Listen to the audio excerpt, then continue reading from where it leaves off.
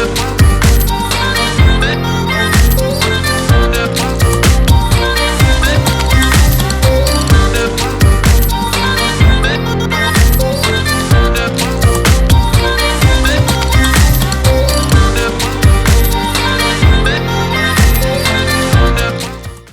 morning. Happy Friday. It's Sharifa Hardy, your host of the Roundtable Talk Show. I am here with some amazing guests, and one of the favorite aspects I have on the Roundtable Talk Show is when I have guests that are very diverse. I mean, it's nice and it's fun when everybody's the same, but when you have different people who can bring different points of view to a conversation, wow.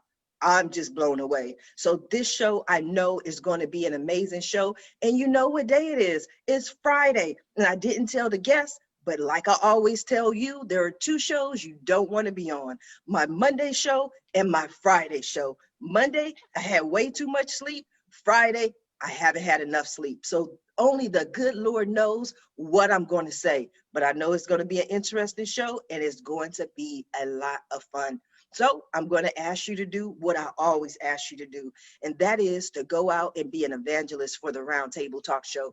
There's someone who needs this information. There's someone who can learn from it, benefit from it. Maybe they need to hear someone else's journey, and it will help them in their life. But they won't have the information if you don't go ahead and share it with your friends, with your network, share it with your neighbors.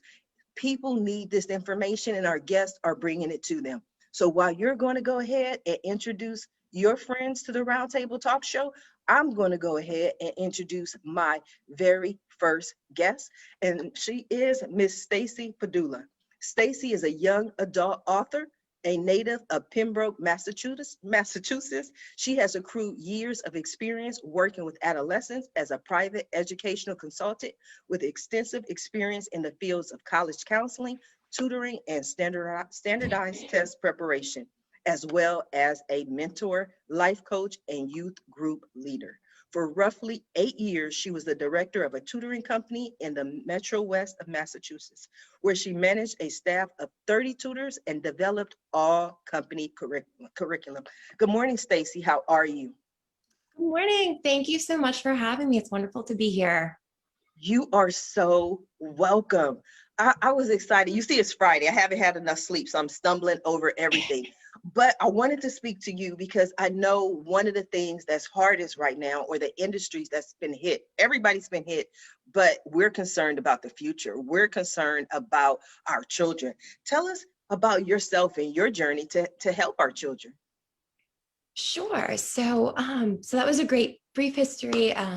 About 5 years ago, I left that company in the Metro West and I founded my own practice, which is a college counseling firm. And we still specialize in helping parents and their teens navigate the college application process. So everything from writing college admissions essays to filling out the applications to prepping for the SAT and the ACT, we guide families throughout everything. And there has been so much change with that. I mean, these poor kids, they can't even visit schools right now. So, you're trying to educate these kids to give them an understanding of what a college is going to be like. And they might have to commit to that school without ever stepping foot on the campus, so it has really been an interesting shift. There's been a huge shift in colleges requiring early decision and instead of early action. So kids have to know even before, May 1st, where they think their number one or number two school is. So, it's been my role to really guide these teenagers and their families through the process in a way that they feel comfortable, they feel confident, that they're educated about it. It's been a challenge, but I think it's been very, very fulfilling. So with that's with my education company, but I also own a couple other companies too. So I am a young adult author of 3 different book series. One of them is Gripped, which is young adult fiction. The other is Montgomery Lake High, which is young adult Christian fiction. And then I'm currently co-authoring a new book series right now for children with NBA coach Brett Gunning. And it was just endorsed the other day by Kevin McHale and Mike D'Antoni and Joel Osteen. So we're super excited about this book series that's going to be coming out within the next couple of months. But what's wonderful about writing for a young adult audience is that I work daily with teenagers. You know, most of my students are juniors and seniors in high school. So by working daily with them throughout the entire college process, it helps me keep my books relevant to the age group. And then I also have a team of about 20 teenage interns who work for my book series, and they read the books. They even read them before they're published. They give me feedback. They relate it to their own lives. They write articles that I publish online to help build up, their resume. It's just a wonderful, wonderful collaboration. But then in 2019, I founded a publishing company called Briley and Baxter Publications with the model of giving back to animal rescues. So after I was traditionally published, my first book came out in 2010. I had to jump through hoops, to get published. I had to get an agent. It was just so much red tape. So I wanted to start a publishing company that made it easier for authors to get their books out there, easier to share their message. So I modeled the contracts and everything around what would have been ideal for me as an author, and then everything that I had learned through being a traditionally published author. So it's been a really fun venture. I love having my hands in all different places and working on all of this together. I could go on forever about this, so I'm going to stop there so you can ask me what you're actually interested in, but it's so great to be here. Thank you. Most people I get on the show for some reason can go on forever, but it gives me gold. It gives me things to pull questions from. So you are welcome. Thank you for joining us. So I hear everything you're doing, and just what you're doing makes me tired. I'm like, wow, how are you running 3 different companies? Like, I'm struggling just to run like one. But why, Stacy? That's what I want to know. What is your why for what you do? So it was, very interesting. So when I was a child, I was an avid reader, and before I entered high school, I devoured books on the topic because I wanted to know what to expect socially. I wanted to be prepared. And when I got to high school, I realized that those books had done me a disservice. They were not realistic at all. They didn't cover the substance abuse that was there. They didn't cover the bullying and the rumors and just how nasty people can be sometimes. And I felt really let down, and I felt underprepared. And it was then that I decided kids needed realistic books to read. So if it was a kid that's going through high school and they just need something to relate to, or if it's kids before high school, they want to read it, they needed that. And that was something I couldn't find. So I actually started writing the first draft of my first book when I was in high school, and I finished the first draft of 3 of my books that are published. I have 9 books published now, with the 10th and the 11th on the way. But those first 3, those first drafts, I was a teenager when I wrote them. And I actually found them after college and was, first of all, stunned by what I knew as a teen and just all that had been going on. I mean, they were fiction, but they were based on things I had witnessed. And I realized, I'm like, these could really help some kids. If I could edit them, add in some wisdom I had picked up along the way, I think these could really help some people. And then that's when I began my journey of trying to get an agent and a publisher and so forth. But what really moved me was my faith, and just knowing that God had created me as a writer, that I was his hand, in the body, and to use that for the betterment of other people. So my first book series, Montgomery Lake High, is young adult Christian fiction. It's a lot of redemption stories. So while it's extremely realistic of what kids face in high school, and it deals with the substance abuse and the bullying and everything, it always points them towards God and towards finding out who they are, what their gifts and talents are, so that they can be true to themselves and fulfill their destiny. And then I started my Grip book series because I just saw just this huge rise in prescription drug abuse amongst teens. And it's just heartbreaking. I saw so many good people just get caught up in things that they never intended. So I wanted to write a book series that showed, how do good kids become drug addicts? How does it happen? So Wow. Yeah. So Gripped follows that. That's a series I'm in the middle of writing right now. I'm writing Gripped 5. It's currently being considered actually for a TV show by a couple producers out in Hollywood. So really excited about that one too. I don't want to go too much into detail unless you want me to, but Well, we'll talk about it. Let's talk about it. But I'm just blown away. But one of the things that you mentioned was your faith is part of what took you through this journey. And when we talk about faith, we definitely want to go ahead and introduce our next guest, the Reverend Martin L. Dunn III. Reverend Martin is the author of What Could a Priest Know about marriage. He is an ordained minister for a very large church community in Boca Raton. Prior to seminary, he spent a decade working in the real world. Those experiences included completing a bachelor's degree in accounting and later a master's degree in divinity. Good morning, Reverend Martin. How are you? Morning. I've never been better. And one of the messages I constantly convey is how important it is to recognize the gift of every moment, how you can recognize and never limit what God has in store for you. And I'll be honest with you, I'm totally blown away by Stacy's introduction because of all the coincidences we have, because the process of joining your wonderful show is pretty random. And here is someone who has a great foundation in faith, who recognizes the need for the centrality of God in everyone's life, to recognize the need to lift up people in their unique vocations that exist in every single moment of life, their potential, their dignity, their unique contributions, and then to find out in a particular way how she addressed them all towards young adults.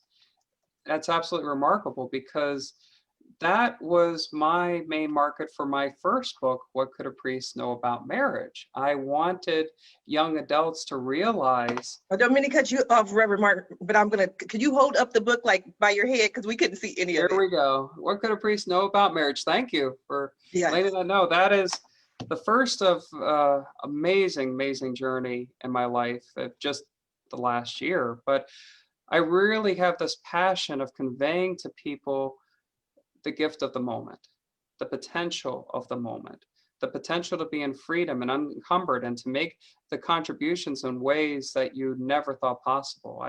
I go into great detail about how to prepare yourself for that, how to live in freedom, how to engage, how to be direct and transparent.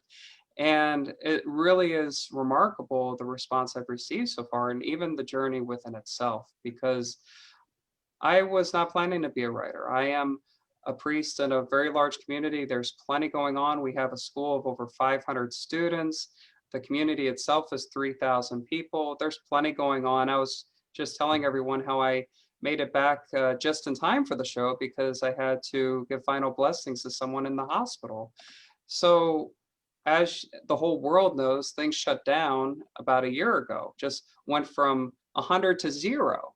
And I found myself with all this unstructured time. And I took advantage, as Stacy recognized, taking advantage of each moment, each opportunity. I know exactly what I need to do. I need to write.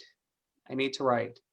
I write a lot. And the first book came together within a matter of weeks, and I attribute the whole process of it getting published as a miracle from God, because I was warned by someone else who had published, oh, it takes years. And within a matter of weeks, I not only found an outstanding publisher with Waldorf, I didn't want just any publisher. I wanted a publisher that reflected my values and who knew the audience I was trying to reach out to. So within a matter of a few months, the book went from just a concept in my mind to on the shelf. And from that came 5 more books that. Oh, wow. You did 6 books in the last year? Yes. Wow. 3 are already, oh, exactly. It's all God's grace, 100%. 3 are already on shelves. 1 is scheduled to come out next month, and then 2 more later this year.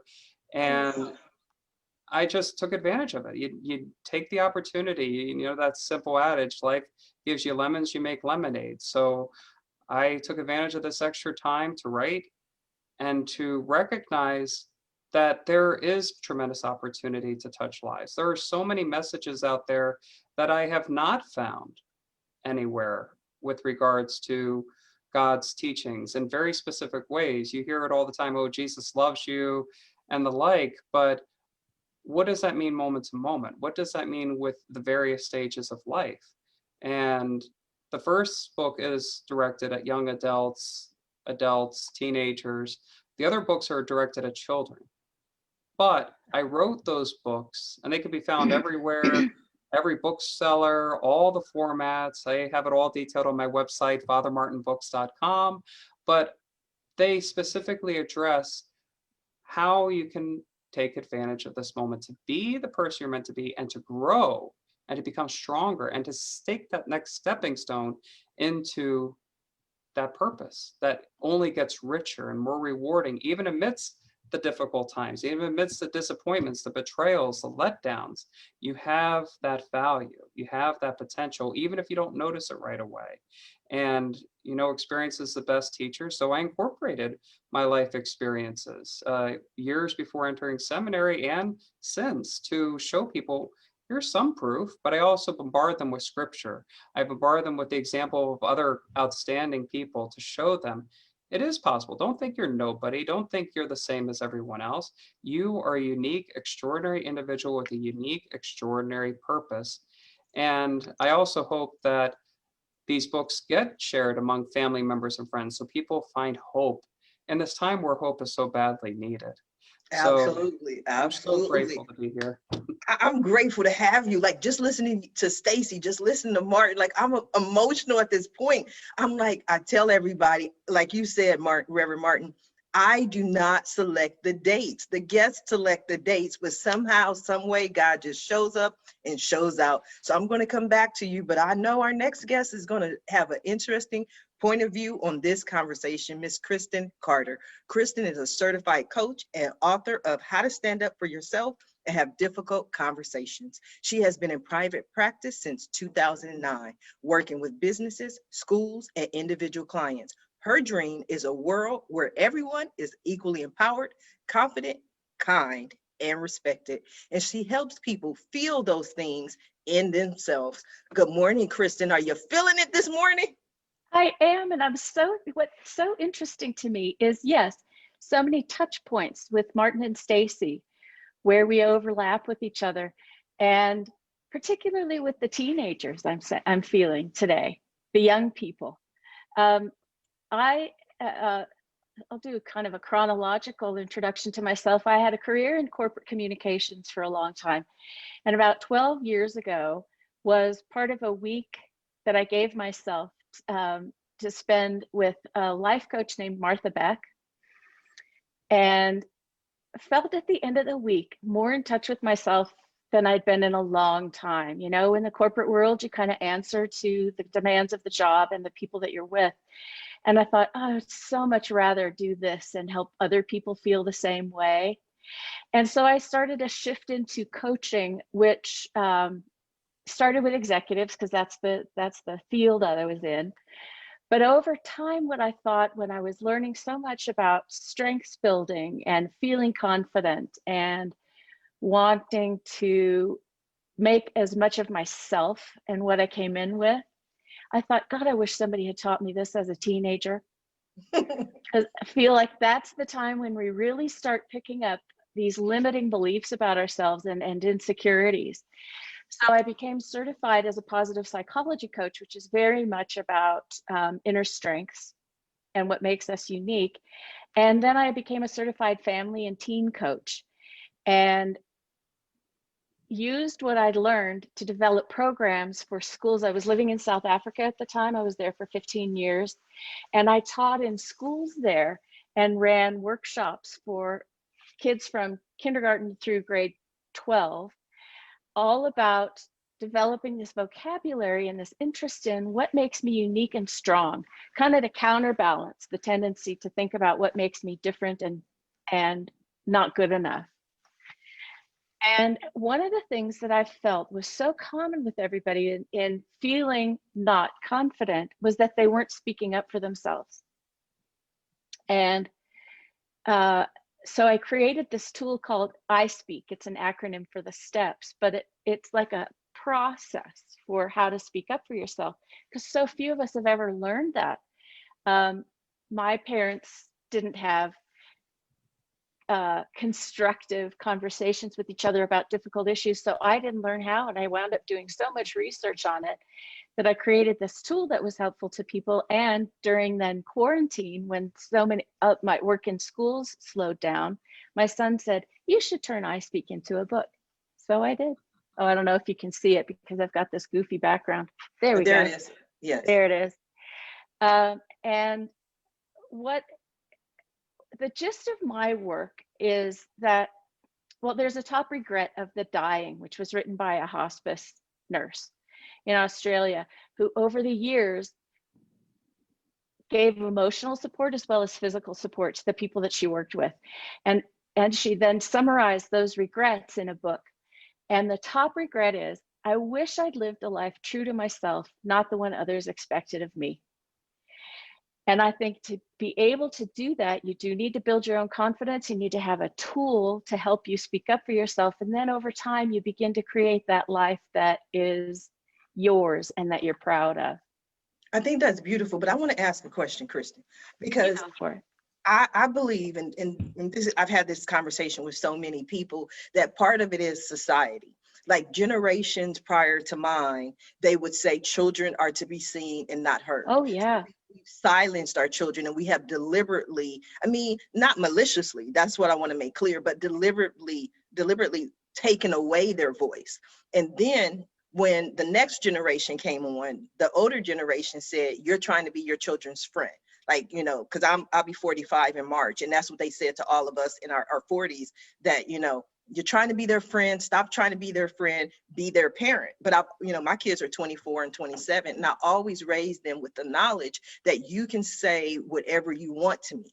You just cannot say it however you want to say it. Like, you still have to be respectful, but you are a person. I mean, you have feelings, you have thoughts, and I want to hear from you. And I admit to everyone, I'm completely sexist, because I feel, especially for a female, when you take away her voice, you take away her right to say no and to voice her opinion. So what are your thoughts, Kristen?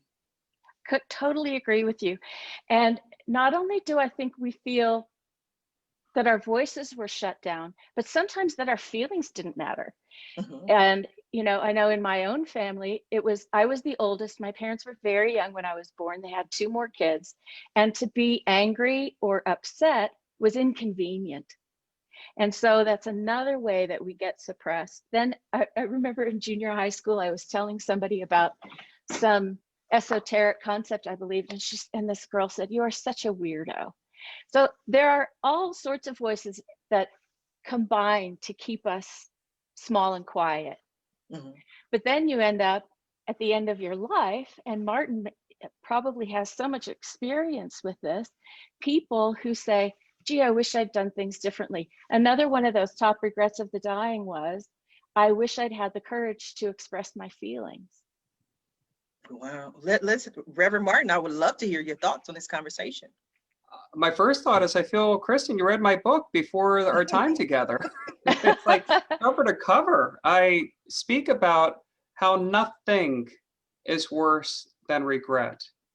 And in all the chapters with all the specifics, I elaborate on the importance of transparency and communication, and not doing what other people think you're supposed to be doing, but doing what you believe God wants you to do.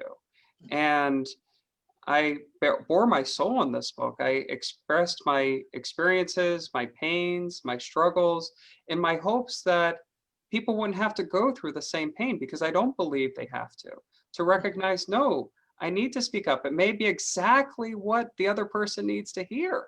Never mind the benefit of the speaker, that everything has that potential when you do it in the spirit, as you mentioned, of love, of respect, of clarity, of shared mission. It's like, of course I want what's best for you.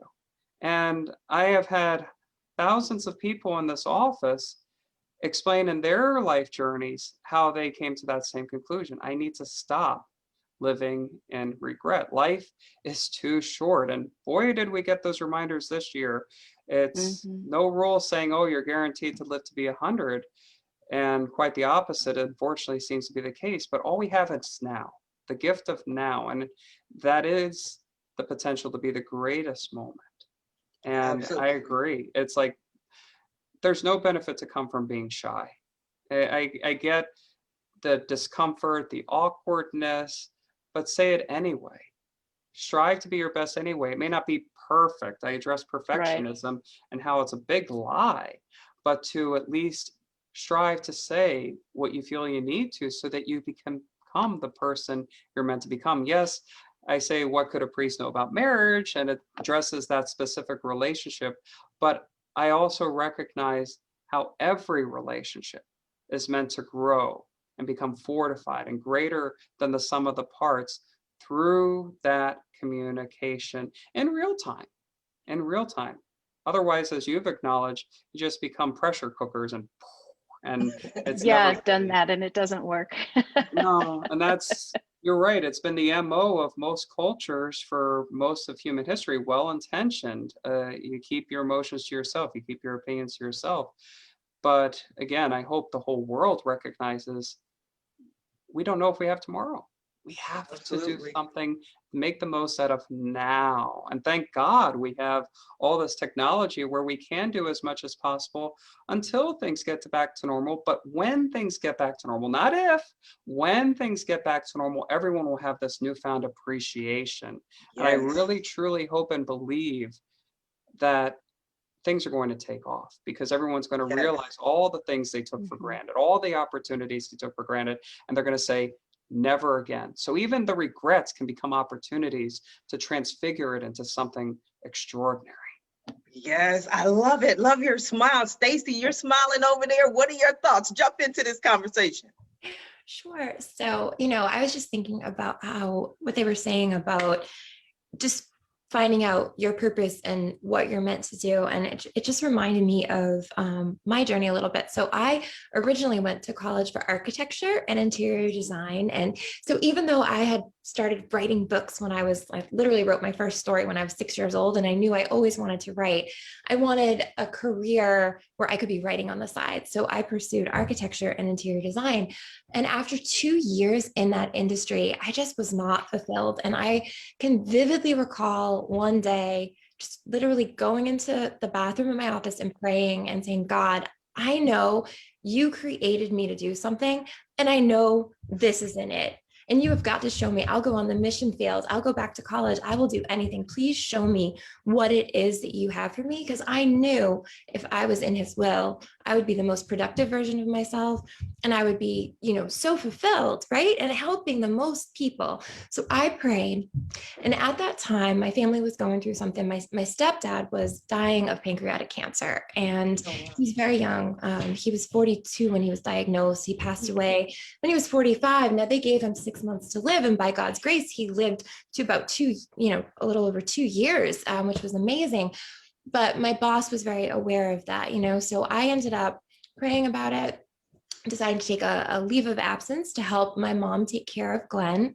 And in that time, I really sought out God in prayer. And I said, please show me what it is that you want me to do. And I was so open. I knew what he had was best. And one day I was just randomly in a conversation with somebody, and they said the word tutor. And it was like this light just went off, and I was like, tutor, how does someone become a tutor? I love working with young adults.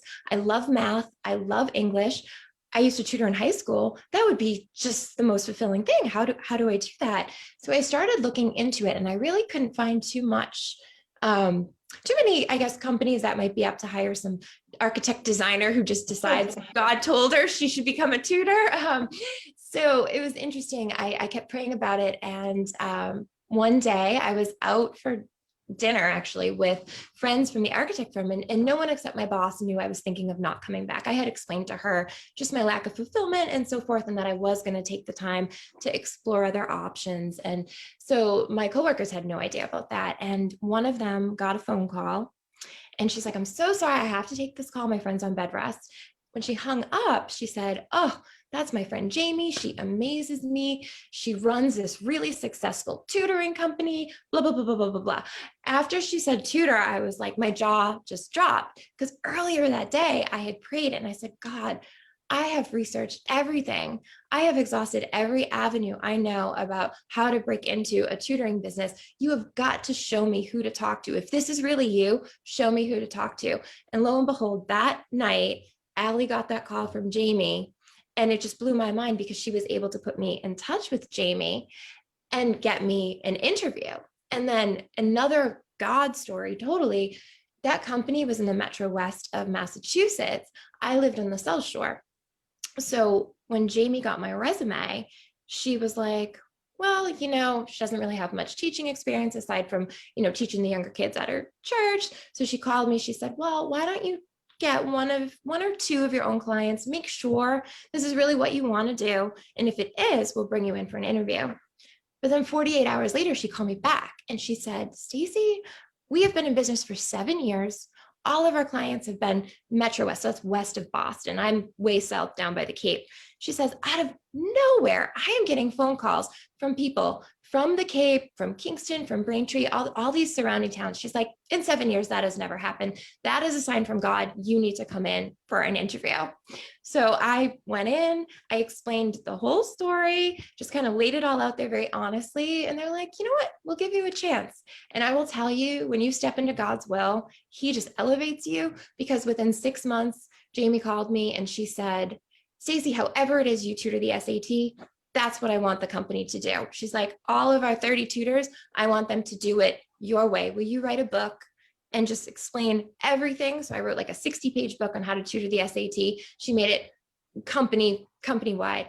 A year later, she called me and said, I want to build this tutoring company into an educational group. I want to work with troubled youth. I want to do college counseling, career counseling, life coaching, everything. I want a director. I want it to be you. And suddenly I became the director of operations of this company, where I remember when I first looked at their website and I was like, oh my gosh, there's all these licensed teachers that went to Harvard and Yale. I'm like, I felt so underqualified. And within a year and a half, I was the boss of all of those people. I was writing all the curriculum, training everyone. And it just blew my mind, because when I've switched from the A&D industry into education, there were so many people who said, what are you doing? You went to college for 5 years for this. You're going to go just be a tutor? And I said, if this is where God is calling me, he has a purpose and he knows what's best. And I just, despite what everyone was saying, I followed that calling. And I remember just waking up every day and being like, I cannot believe I get paid to do this. I love this so much. Wow. I feel like we're in church today. I don't know if you go to church, Kristen, so I don't want to apply, but I just feel like there's something going on here today that was powerful. One of the things that I always tell people, anytime I hear it just so happened, or Reverend Martin said earlier, coincidentally, it's like, that's God showing up and showing out. Reverend Martin, what are your thoughts? Thank you. I am overwhelmed right now, because literally nothing else matters than doing God's will. Literally nothing else. It is the exact purpose of your creation. It's the exact purpose of your existence. How can we think for a moment, and I did, I'm not proud of that, but how can we think that we know better than God what's best for us? And again, I feel, Stacy, thank you. You read my book too, because I talked about that same journey where I was in accounting for many years. And ever since childhood, I felt this call to ministry, but I made excuses. I ignored it. I tried to. And at the age of 30, I realized, no, this is what God wants me to do, to go into the seminary, to give my life in this particular way, just as everyone is called to give their lives in particular ways. And when I did it, I received wholesale rejection. You're crazy. You're insane. Why? You had this going for you, that going, you had everything. You're throwing it all away. The proof that it was God's will was that although it was extremely painful to receive that rejection, although I was in seminary with people in the military and they compared it to boot camp, and everything about it was so unpleasant, I knew it was God's will, because there was never a single moment where I did not have this internal, indescribable peace that I was doing exactly what I was meant to be doing.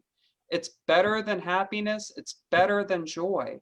And it's the presence of God within you saying, keep going, keep giving. Somehow things are going to work out, and in better ways than you could ever imagine. Again, we're talking about the infinite God. That how can we shortchange that? And how Jesus even said in scripture, you're going to receive 100 times more than what you gave up.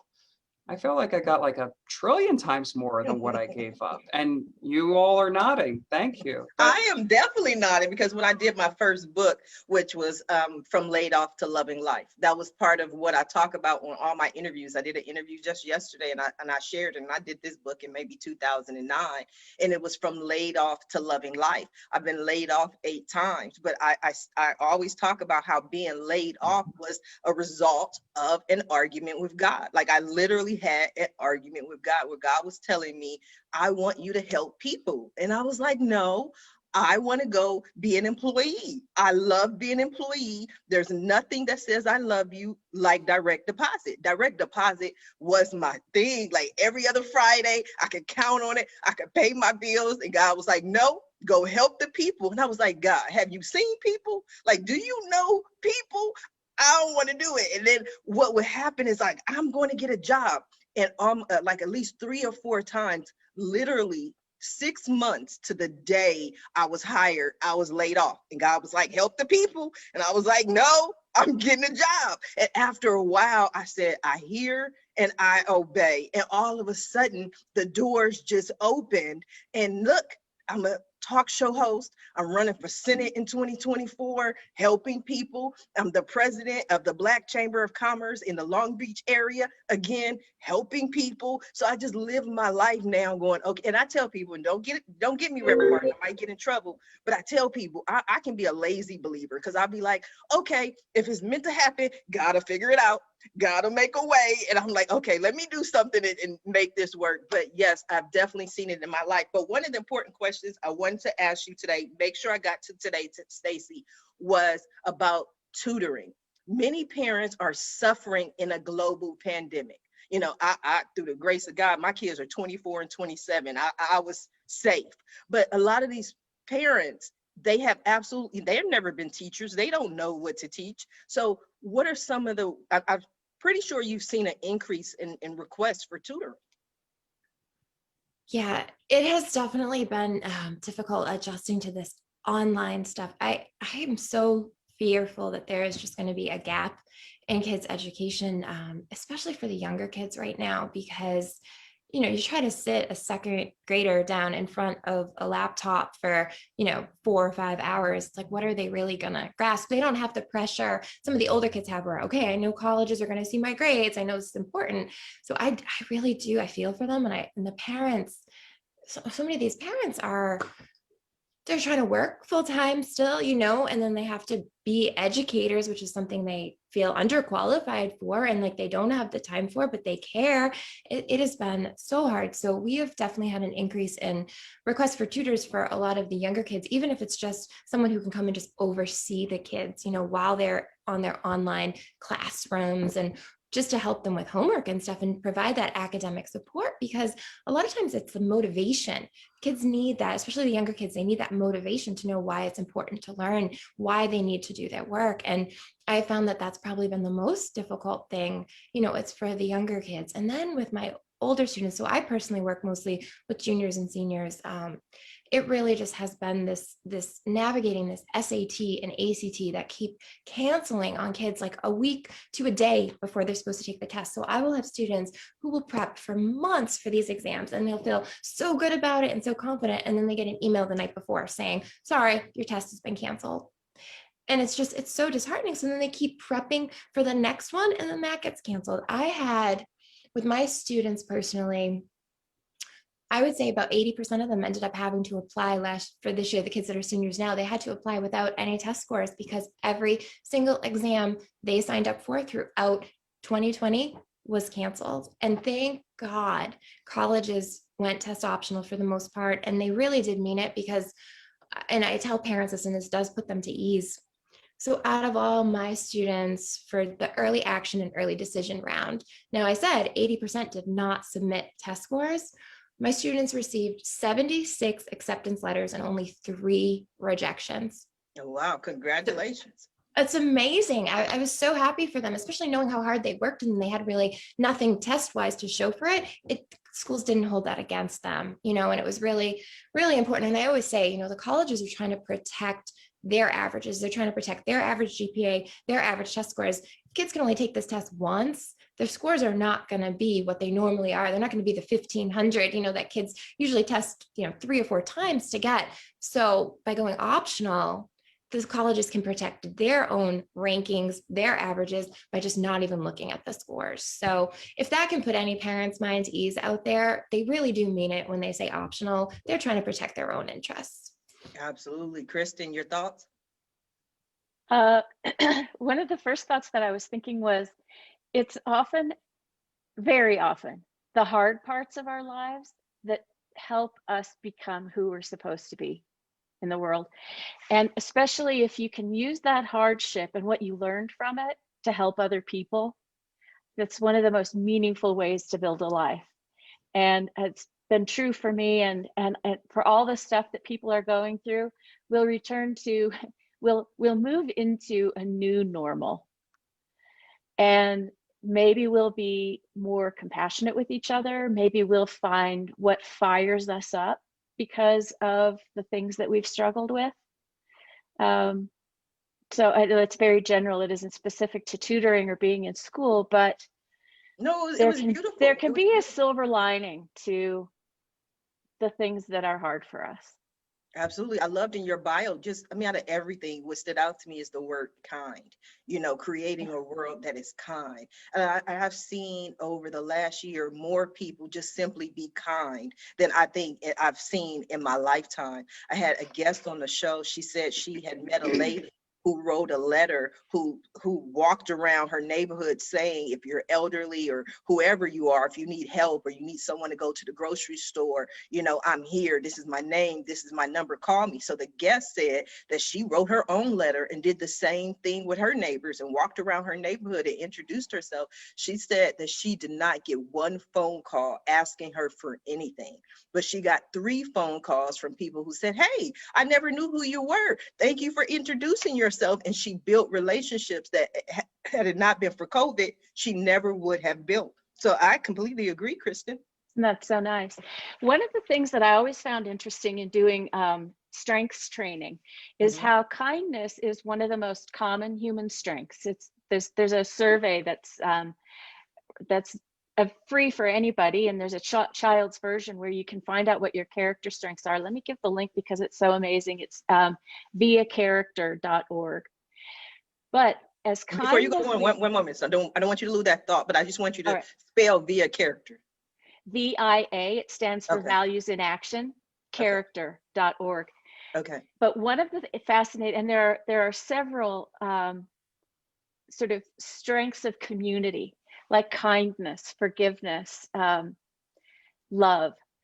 But when I've often asked clients of mine who are strong in those qualities, do you use that on yourself? They often say, oh no. It's like I feel like all this kindness, I hope we can turn it on ourselves too. And what are some of the things that you do to be kind for yourself? I've learned a lot about self-compassion since I was diagnosed with cancer 3 years ago. Oh, wow. And yeah, so that's one of the groups that I really love to work with, is people who've had the rug pulled out from underneath them and feel like, oh my gosh, where am I? Who am I? What matters to me? What do I really want to do now? And self-compassion came to me very early on when I thought, God, I'm really struggling. And a thought came to me from somewhere divine that was, of course you're struggling. This is really hard. And as somebody who's always wanted to teach and help others, I found myself being patient, being able to put myself first. I didn't have a choice, so I had to. And being patient with my treatment and allowing people to help me. I think as women, we're often doing for others, our children, our communities, our clients, our workplaces. And those are some of the things that I still do. I start my day every morning being quiet and listening and reviewing my priorities. I'm really clear on what matters to me, and I make it a point to do those things every day. Yes, that is so powerful. That is so wonderful. Now, I've been dying to ask this question all day, but then we just started talking and we've been going on. I want to go over to Reverend Martin for a moment. What does a priest know about marriage? You know that you cannot do it by yourself. Mm. Again, we, especially in our culture here, drive home this message of rugged individualism. And Mhm. I hope that COVID has made people realize in those beautiful examples we heard, we need each other. And there's no shame in that. People, unfortunately, have been beat into them that, oh, you're supposed to feel ashamed if you can't do it on your own. And that was my journey. I had it all summarized with a friend of mine who said, oh, you don't say much about yourself. And I thought he was paying me a compliment. He was expressing a deep concern. So I incorporate those experiences to recognize the importance of trust. Trust, even when you don't have the answers. I have had to face many tragic situations with people who also had the rugs pulled out of them, and again, the most unfair, cruel, uh, tragic ways. And sometimes the only answer you can say is, I don't know. Mhm. You can't dare to say any other answer. But at the same time, to see where God is in all of this. God is, especially in the tragic, confusing, uncertain situations, to show where He is with you, where He is showing you, where do I need to go from here? Where's this next baby step that is going to require all of my strength? And again, to get away from this notion that you have to be the strong one all the time. You hear this phrase, marriage is 50-50. Marriage is really 100-100. You give everything you can give at that moment. And every couple I've ever met who's had a very happy marriage, whether it was 10 years or I just met somebody yesterday, 72 years of marriage. Oh, wow. They I want that. yes, yes. And that's what I give people hope for in this book. It's like, you can have this too, if that's what God created you to do. And if it wasn't, you could still have this meaning that everyone has been gifted with, everyone has been longing for. But the whole point is, there are going to be days where you're going to be doing all the giving. There are going to be days where you're going to be doing all the receiving, and infinite number of combinations of who's giving, who's receiving, to what amount. But to just trust, okay, I'm giving, I'm loving, I'm expressing as best I can now, given all these circumstances that you cannot make up, and trusting that God will take care of the rest. And that's why the most important one to communicate with in marriage and every other relationship is God. Is God. And I'm edified by these couples that do recognize this, and they pray together. They turn to God together, and they get their strength and deeper unity from that communion. That's beautiful. I have a question. This is probably a weird question that nobody, well, maybe somebody else has asked you, but this is what I do. I ask those questions that other people wouldn't ask. After doing this for so many years, when you are ready to, when you meet the bride and the groom, not at the wedding, but prior to that, can you look at them now and go, these two, or, or do you look at them and go, 72 years there?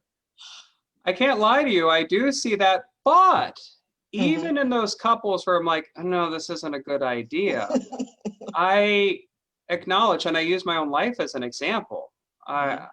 I've made terrible mistakes. I think if everyone's honest with We themselves. need a mistake, Reverend Martin. You keep alluding to this past life that you lived. We need something to go with. Well, again, it's like my past life was living for what I thought other people wanted from me. It's like, oh, I thought people would want me to get this prestigious job and have this nice home and so on and so forth. That's a lie. That's a lie. And it's sooner or later, it catches up with everyone, whether you're living for the right purpose or not. So I meet with these couples preparing for marriage. And again, I don't throw a bucket of cold water on their excitement and their love and their enthusiasm. However, I try to at least open their eyes to the potential to become better starting now. You've heard this before, I'm sure. It's like, oh, they'll get better after we get married, or I'll work on this after I get married. No, you start now. You address this now in the preparation. And worst case scenario, this hasn't happened yet with me particularly. I know of it happening to others. Worst case scenario, and this is the whole point of engagement, I bring up something that needs to be addressed. And in the process of the couple striving to address this, they realize, oh, this is not a good idea right now. And sometimes they'll address it and they'll be better and stronger and they will be ready for marriage. And there's no shame in acknowledging, no, we're not meant to get married right now. And I had that personal experience as well. It's like, no, I'm not, this is nothing against the other. And it's nothing against me in this regard. We're just not meant to get married. And I'm proof of this, that if you're not meant to get married to that particular individual or get married at all, God has something better for you because you've taken that leap of faith. You're not saying, oh, people are going to look at me with shame because I'm not married yet. And again, I struggled with that in my journey. But again, it doesn't matter. The only opinion that matters is God's. Yes. And when you do that, you find that peace and enthusiasm and strength. Yes. And strength. It's like, and you have that desire to get others to open their eyes and realize the exact same thing. You're going to find the greatest amount of happiness when you simply have that perspective. And if you're called to marriage, you're going to love the other the best way when you have that perspective, and you're going to live to your greatest potential, allow them to get to their greatest potential, and you're constantly, for the entirety of your life, including the 72-year couple, you're constantly growing more in love with each other. They, again, I was at the deathbed of the husband, and they were still, and I've known them for many, many years, they're still and have only been deeply in love with each other. And even amidst the frustrations, the pains, the disappointments, the letdowns, the exhaustion, they still grew closer and closer and closer together over 72 years. And that is a particular calling for everyone who is called to be married, but you're not meant to marry the wrong person. And it's not a cause of shame if you are not meant to be married at all, because God has something extra special for you regardless. When everyone lives their vocation, everyone has that equality, because you're living to your greatest potential. You're going to have the greatest amount of happiness as that person married 72 years, even if you weren't married to be married. It's all about living that purpose that God created you for. And we all can experience that highest peak possible, even with all the difficulties and pains and disappointments. Absolutely. I love it. Now we are coming down to the last few minutes of the show. And what I love to do at the end of every show is just simply allow my guests the opportunity to speak directly to the audience, to everyone who is watching the show live, as well as everyone who is watching it in the archives, and let them know what you want them to take away from your appearance here today. And we're going to start with you, Stacy. Great. Thank you so much. So just to give you some information on my book series, my first book series, Montgomery Lake High, is the young adult Christian fiction that does prepare kids for the social battles of high school, but it does share the importance of faith and developing a relationship with God. It is filled with redemption stories of kids who have turned away from bad lifestyles with drugs, any other types of social issues and abuse, and helped them find a better path by developing a relationship with God. So that is Montgomery Lake High.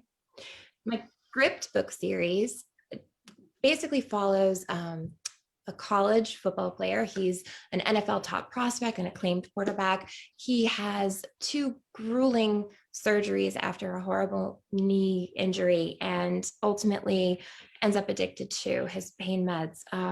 It's kind of a long story. I don't have time to get into it, but I would love for you to check out Grip. That's the one that's being considered now for a TV show. It really helps. Well, it entertains. It also educates teens and parents about how easily it is for very good people to fall into the grip of addiction, but it also gives hope for recovery. And it shows the importance of surrounding yourself with positive influences, as well as the importance of faith and confidence in yourself, and just believing that when doors shut, there's a reason. And that reason is that God has something better for you. And then my third series is going to be coming out soon. That's the one I'm co-authoring with NBA coach Brett Gunning. And that's called On the Right Path. It's a children's book series, and it's meant to help instill character qualities into kids ages 3 to 8. So my website is Stacy Padula, well, stacyapadula.com or teenreads.org. And if you're an author and you would like to submit a book for us to consider publishing, that website is brileybaxterbooks.com. Yes, I love it. You got a lot going on. Definitely have to come back on the show and keep us updated. Reverend Martin, what would you like our viewers and our audience to take away from your appearance here today? Well, thank you all for this great opportunity to become friends. And I want to end with this most frequent quote in the Bible, 365 times, not a coincidence. We're told, be not afraid. And we need to hear that message and let it sink into our hearts more than ever before. And all of my books, whether for teens or young adults or for children, I strive to show exactly, precisely how we can always be unafraid because we have God with us. All of my books are outlined in great detail on fathermartinbooks.com. The books are available in hardcover, paperback, audio, ebook. And again, the first book, What Could a Priest Know About Marriage, is addressed for the teen young adult audience. And quite frankly, I have many who are in their 80s and so on who are getting meaning out of the book, and I'm very honored about that. The other books are children's books. I wrote them for the 7 to 11 age market, and I bring up various topics about our faith that, quite frankly, I did not find when doing Google searches. There's so many things about virtues and good living in the presence of God. I could not find anything whatsoever addressed to children. And again, 2 were out already. God is always, marriage is God's special gift, and it's worth it because of God's love for you. They're already out right now. And I intentionally wrote these books with the parents in mind. I'm hoping that together the children and parents read these books so that the parents realize things that they probably were never told. Let's be honest, we're now in a 3rd generation where it's not considered part of life to be engaged with a faith community. It's something around 15% of the population, regardless of faith. So again, I'm hoping to open up eyes for people to realize this potential of your potential, knowing how much you are loved and how God gives us more than we could ever imagine, so we can make these contributions in this most unique way, regardless of what may be going on in the world. And again, thank you for your time today. You are welcome. Thank you for your time. I have totally, completely enjoyed it. This has been a very emotional show, and we are going to end it with the lovely Christine. What do you want our viewers and our audience to take away from your appearance here today? Thanks, Sharifa. I think the most important message that I would like to just give everybody is that you matter, your thoughts matter, your feelings matter, and your contributions matter. And if you struggle with any of that stuff, my book can help you. And you can find out more about it. And I give lots and lots of stuff away on my blog, which is at kcarter.com. But also, if you're a leader, if you're somebody who's running a business, you said that entrepreneurs and business people are the primary audience for your show.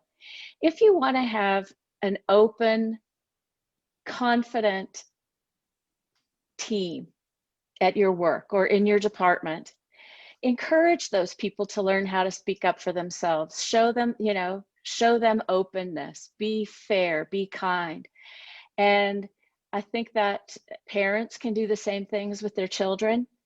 And in doing so, you'll help be creating kind, confident people who will go out and change the world just by being themselves. Yes, thank you, Kristen. That is so powerful. I definitely agree. I love watching my kids now. I talk about the time when my son was 21 and we always have these long drawn out discussions, but at the end of this particular conversation, he says, "Thanks for talking to me, Mom." And I said, "No, son, thank you for talking to me. You know, at 21, how many young men want to sit and talk all day with their mother that, you know, so I was just so happy that my kids are wonderful and they're happy, and everyone, this has been an amazing show. I completely enjoyed it. I want to thank you all for being guests on today's episode of the Roundtable Talk Show. And I especially want to thank everyone who tuned in to watch the show live. There's so many comments this morning. People are enjoying the show. All the guests, please check out the comments on the Roundtable Talk Show Facebook page. I'm pretty sure you will enjoy them. But to all our audience, as I say always, please don't just watch the show. Please don't just share the show. I greatly appreciate it. But what I appreciate the most is you supporting our guests. Our guests were here today for you this morning to share their stories, their journey, their information. So please support them. Their website link is in the Facebook post. But again, don't just go to their website. Pick up at least a couple of copies of their books, and not just for you, for the kids in the neighborhood, for someone who needs this information. Go ahead and get it from our guests. Reach out to them, and when you do, please let them know Sharifa Hardy says hi. Now, if you're interested in more ways that I can help your business, or maybe you want to be a guest on the Roundtable Talk Show, please visit my website at AskSharifa.com. Until Monday morning, everyone have a safe and a blessed weekend. Bye now.